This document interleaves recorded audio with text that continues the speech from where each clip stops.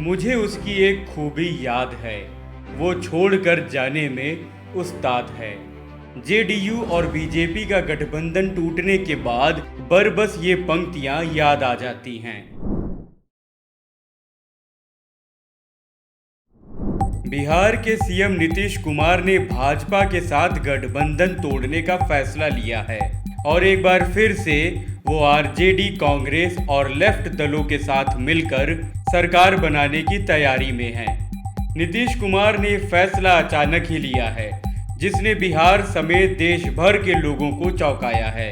लेकिन ये पहला मौका नहीं है जब नीतीश कुमार ने इस तरह से अपना रुख बदला है। इससे पहले भी वो 2013 में एनडीए को छोड़कर आरजेडी और कांग्रेस के साथ चले गए थे। फिर 2017 में एक बार फिर से भाजपा के साथ चले आए थे। इस तरह वो राजनीति में कई बार पाला बदल चुके हैं। नीतीश कुमार की बिहार में एक अच्छी छवि है और उसके बूते ही वो जेडीयू से ज्यादा सीटें जीतने वाली आरजेडी और भाजपा को अपनी शर्तों पर साधते रहे हैं।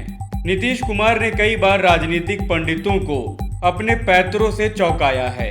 2005 में भाजपा संग बिहार की सरकार बनाने वाले नीतीश कुमार ने पहली बार 2012 में चौंकाया था। वो एनडीए में थे, लेकिन राष्ट्रपति चुनाव में प्रणब मुखर्जी को वोट दिया था। इसके बाद 2013 में जब भाजपा ने नरेंद्र मोदी को पीएम कैंडिडेट घोषित किया, तो नीतीश कुमार ने 17 साल पुराने रिश्ते को ही खत्म कर दिया था। जेडीयू ने उसके बाद 2014 का आम चुनाव आरजेडी के साथ ही मिलकर लड़ा था, लेकिन भाजपा की लहर में करारी हार हुई। तब नीतीश कुमार ने चौंकाते हुए सीएम पद से ही इस्तीफा दे दिया था और फिर जीतन राम मांझी सीएम बने थे। जेडीयू को बिहार की 40 लोकसभा सीटों में से महज 2 पर ही जीत मिली थी। इसके बाद नीतीश कुमार ने 2015 के विधानसभा चुनाव में महागठबंधन संग उतरने का फैसला लिया था और जीत भी हासिल की थी। यही नहीं, जून 2017 में जब वो महागठबंधन के साथ थे, तब राष्ट्रपति चुनाव में यूपीए की मीरा कुमार की बजाय एनडीए के रामनाथ कोविंद को वोट दिया था। इसके 1 महीने बाद ही जुलाई में उन्होंने महागठबंधन छोड़ दिया था और एक बार फिर से भाजपा के साथ ही सरकार बना ली। बीते 5 सालों में भाजपा और जेडीयू साथ चल रहे थे, लेकिन इसी साल अप्रैल में एक बार फिर से उन्होंने चौंका दिया था। नीतीश कुमार ने राबड़ी के घर पर आयोजित इफ्तार पार्टी में हिस्सा लिया था। 5 साल बाद हुई इस मुलाकात के बाद से ही कयास तेज हो गए थे, जिनका अंत अब होने वाला है। अब नीतीश कुमार ने एक बार फिर से चौंकाया है और वो एनडीए को छोड़कर कांग्रेस और आरजेडी संग सरकार बनाने जा रहे हैं।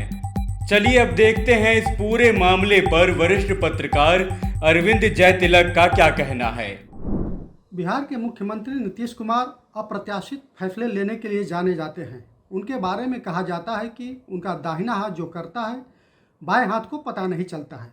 एक बार फिर उन्होंने कुछ इसी तरह का अप्रत्याशित फैसला लिया है।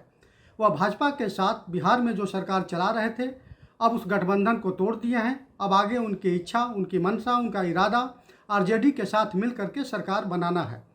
बताया जा रहा है कि मुख्यमंत्री तो नीतीश कुमार ही रहेंगे, लेकिन शायद गृह मंत्रालय और उप मुख्यमंत्री आरजेडी के शीर्ष नेता तेजस्वी यादव को सौंप सकते हैं। दरअसल भाजपा से उनकी नाराजगी की मुख्य वजह कैबिनेट में 2 मंत्रियों को न बनाया जाना, आरसीपी सिंह के मामले में भाजपा का जो है स्टैंड जो है, इसके अलावा जो है जाति जनगणना को लेकर जिस तरह भाजपा ने आनाकानी की, उसे नीतीश कुमार काफ़ी असहज दिखे। अब वह भाजपा के साथ आगे का रास्ता तय करने को तैयार नहीं है। गौर करें तो नीतीश कुमार की यह पहली बार स्थिति नहीं है जब भाजपा के साथ गठबंधन तोड़ा।